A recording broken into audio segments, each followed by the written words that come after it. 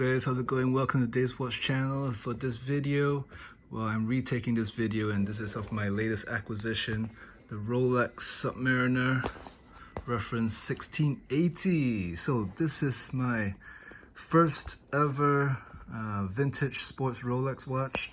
I've owned a vintage Datejust from the 60s. I mean, that is definitely considered a vintage Rolex, but I've never owned a vintage sport Rolex. I've owned 5513s from the 80s and one from the 70s, I believe, but it had a service dial, tritium service dial. But this is my first matte dial, and I mean, look at the patina, right? This is the well, they call this a pumpkin colored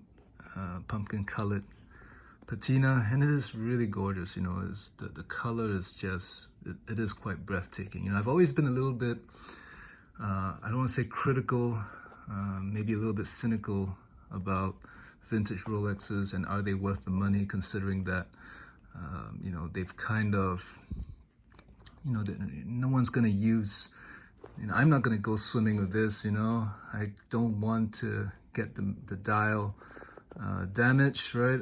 Got to get it pressure tested first, of course. But even that, you know, I just don't want to risk it, right? Because all the value in this watch is really in the dial and the hands, right? These have matching hands. It's all aged consistently. It's hard to see here, but there's a little bit of cracking in the hands. I don't know if you're able to see that. Bought a loop. It's about time I picked up a loop. Maybe you can see that here. Just that. How's that? There you go. But it's beautiful. I mean, vintage Rolex, right? Is it worth it? Now, where did I buy this watch? Well, I attended my very first IWJG trade show, and that was a mind-opening experience. It was, oh my God, it was just so overwhelming. The amount of merchandise and the amount of money that was exchanging hands. I have to say, it was awe-inspiring, right? The amount of money that was there. I'm gonna say it was in the hundreds of millions. You know, just Pateks, brand new Pateks, brand new Rolexes, just all sprawled out like it was a flea market, basically. You know, imagine one of those flea markets in Asia, but all genuine products, genuine Rolexes, Pateks, APs, Richard Milles, and, you know, oh my God, very, very, very rare vintage Rolexes, right? I got to hold and observe vintage Daytonas, military Submariners. There was a Sea Dweller, which was, I forget what you call them. It was prototype Sea Dweller. It was crazy. Red Submariners, you know, they were a dime a dozen. There were just, you know, all sorts of GMTs with, you know, different colored inserts. The 6542s, just very, very rare Rolexes, and it was amazing. It was very, very enlightening. It's just so much money, right? And on top of that, there was jewelry, there was, you know, loose diamonds, and just it was quite amazing. Anyway, I was making the rounds, right? I knew I wanted to buy a vintage Rolex. I knew I wanted to buy a vintage Submariner, whether it was a 5513 or a 1680. That was in my agenda.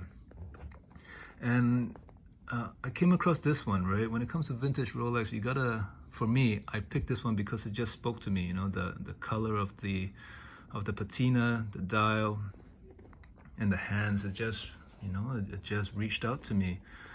Made the deal and I purchased it, and I have to say, I think in the whole exhibition, the whole trade show, I liked this color patina the best. Now, in terms of the case, you know, it's been previously polished. You can tell, right? The bevels are not there anymore, right? Although it's you know, it's still really thick, right? The lines are still there. It's still pretty sharp, but this is not an unpolished watch, right? It's definitely been polished before, but it's been lightly polished, right? The case back has seen a little bit of a little bit of wear, but it's okay. You know, this watch was from 1976, I believe.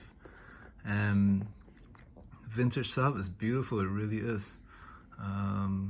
Now, the one thing about the vintage sub for the 1680 is that this is a non-quickset model. So, you know, I only realized how tedious it was when after I purchased it and I wanted to set it to the correct date. I had to go around and around and around and around until I reached the correct date setting.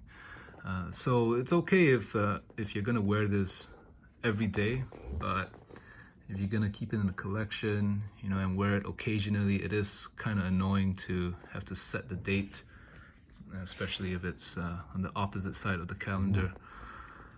Other than that, you know, it's a beautiful watch, right? Let's do a wrist shot. And let me tell you guys, the IWJG trade show, it's the place to, it's a place to be. You know, there were like huge dealers over there. Right? Roman Scharf was there, Govbert was there. Who else? A couple other ones I forget, but there was just so much merchandise and so much stock, you know, and the prices were good too. You got to know what you're doing. You got to know what you're buying.